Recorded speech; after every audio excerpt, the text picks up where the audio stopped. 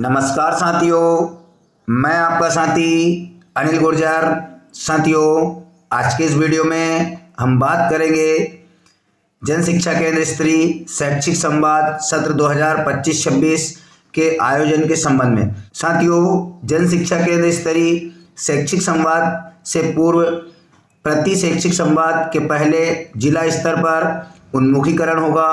उसके बाद शेड्यूल अनुसार प्रति शनिवार को जन शिक्षा केंद्र स्तर पर शैक्षिक संवाद का आयोजन किया जाएगा। यहाँ पर हम इस वीडियो के माध्यम से पूरा इस सत्र में, यहाँ तक कि अभी वर्तमान अगस्त माह में कौन कौन से शनिवार शैक्षिक संवाद होगा और किस प्रकार का शेड्यूल रहेगा, जिले की क्या जिम्मेदारी रहेगी, कौन सहजकर्ता होंगे, इन तमाम बातों पर हम बात करेंगे। तो साथियों, शैक्षिक संवाद पूरे सत्र में चलने वाला है। इससे संबंधित आपको किसी भी प्रकार की जानकारी के लिए आप मेरे वीडियो के माध्यम से, चैनल के माध्यम से जानकारी ले सकते हैं। इसके लिए जिन शिक्षक साथियों ने अभी तक चैनल सब्सक्राइब नहीं किया है, प्लीज़ चैनल सब्सक्राइब कर लीजिए। तो आप देख रहे हैं यहाँ पर ये पूरी पीपीटी दी गई है। तो पीपीटी में जो सार है, इसी पीपीटी के अनुसार जो है शैक्षिक संवाद का आयोजन होना है। इनमें जो मुख्य मुख्य चीज़ें हैं जो हमारी समझ के लिए आवश्यक है, उन पर हम बात करेंगे। सबसे पहले तो हम बात करेंगे कि शैक्षिक संवाद कब कब आयोजन होगा।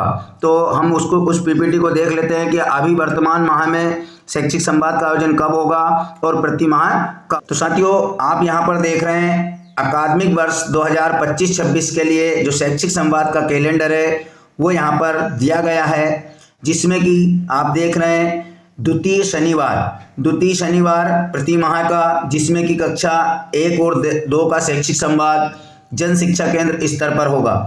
अब साथियों, इसका उन्मुखीकरण जिले पे कब होगा? तो जैसे मान लीजिए शनिवार के दिन यहाँ पर शैक्षिक संवाद जन शिक्षा केंद्र स्तर पर होगा, तो उसी सप्ताह में उससे पूर्व किसी भी दिन जो है जिले में इसका शैक्षिक संवाद का उन्मुखीकरण का आयोजन किया जाना है। शैक्षिक संवाद का समय कब से रखा गया है? तो शैक्षिक संवाद का समय 2 बजे से 5 बजे तक, यानी 3 घंटे का रहेगा।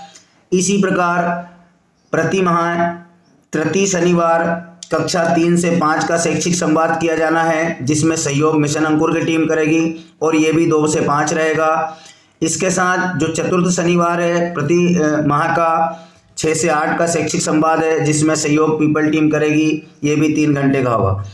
अब बात करते हैं साथियों, अगस्त माह की क्या कंडीशन है, किस प्रकार इसमें शैक्षिक संवाद का आयोजन होना है। तो आप नीचे देख रहे हैं, केवल अगस्त माह में चौथे शनिवार को कक्षा 1-2, यानी अभी जो चौथा शनिवार आने वाला है उसमें कक्षा 1-2 और 5वें शनिवार को कक्षा 3 से 5 और 6 से 8 का सामूहिक शैक्षिक संवाद का आयोजन होगा जन शिक्षा केंद्र स्तर पर। साथियों, इसमें एक और नीचे टैग लगाया गया कि निर्धारित दिवस पर अवकाश होने या किसी अन्य स्थिति में संवाद आयोजन न होने पर अगले सप्ताह के शनिवार को इसका आयोजन किया जाना है। जैसे मान लीजिए किसी शनिवार जो है कोई सा भी, जैसे कक्षा 1-2 का शैक्षिक संवाद हो या 3 से 5 का, अगर उस दिन अवकाश रहता है तो इस शेड्यूल को ऐसे ही आगे बढ़ाया जाएगा। साथियों, ये तो हो गया हमारा शेड्यूल कि अगस्त माह में हमारे तीनों शैक्षिक संवाद होंगे, लेकिन 2 शनिवारों में होंगे। तीसरा जो चौथा शनिवार है उस दिन कक्षा 1-2 का होगा और 5वें शनिवार में 3 से 5 का होगा। अब बात करते हैं कि शैक्षिक संवाद में सहजकर्ता कौन होंगे और उनकी क्या भूमिका होगी, कितने सहजकर्ता होंगे, उस पीडीएफ को हम देख लेते हैं। तो साथियों, आप यहाँ पर देख रहे हैं शैक्षिक संवाद शैक्षणिक सत्र 2025-26 हेतु सहजकर्ता की जानकारी।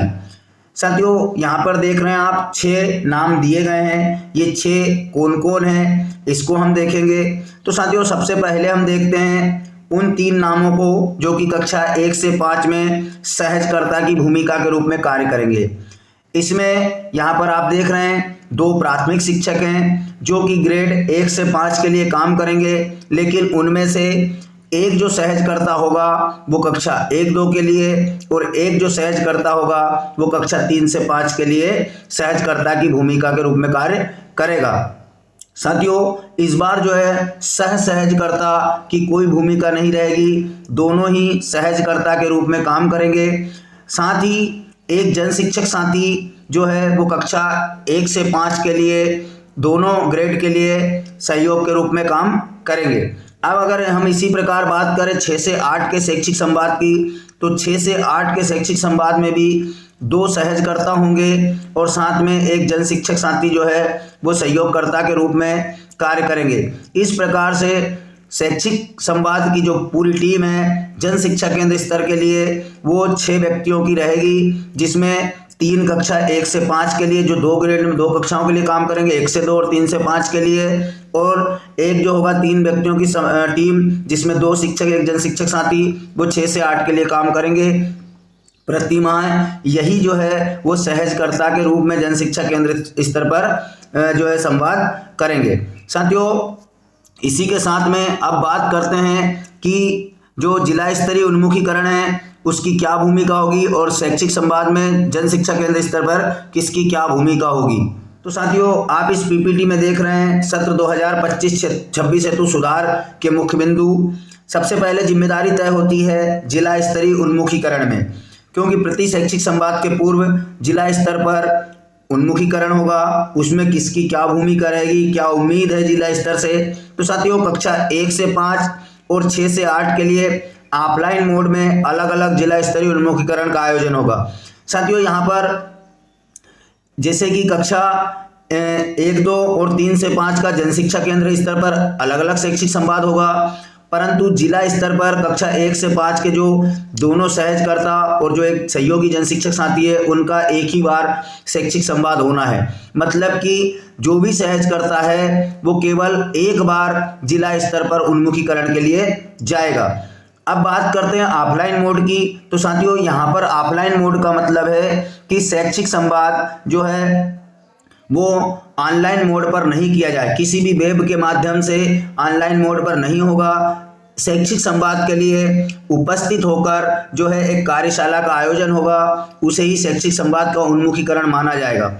इसी के बाद जिला स्तरीय उन्मुखीकरण के सभी प्रतिभागियों के लिए सहजकर्ता मार्गदर्शिका का प्रिंट जिला स्तर से उपलब्ध कराने की जिम्मेदारी दी गई है। मतलब जो भी सहजकर्ता, जो हमने अभी सूची बनाई थी कि 2 प्राथमिक शिक्षक, 2 माध्यमिक शिक्षक और 2 जन शिक्षक 1 जन शिक्षा केंद्र से, उन सभी के लिए एक सहजकर्ता मार्गदर्शिका की प्रिंट उपलब्ध कराना जिले में डाइट की जिम्मेदारी होगी। साथ ही डाटा विश्लेषण का उपयोग कर जिला उन्मुखीकरण एवं संवाद की गुणवत्ता बढ़ाने के निरंतर प्रयास किए जाएंगे। प्रति माह जिला स्तर उन्मुखीकरण के दिन जो कोर समिति बनाई गई है डाइट से, उसकी मीटिंग होगी।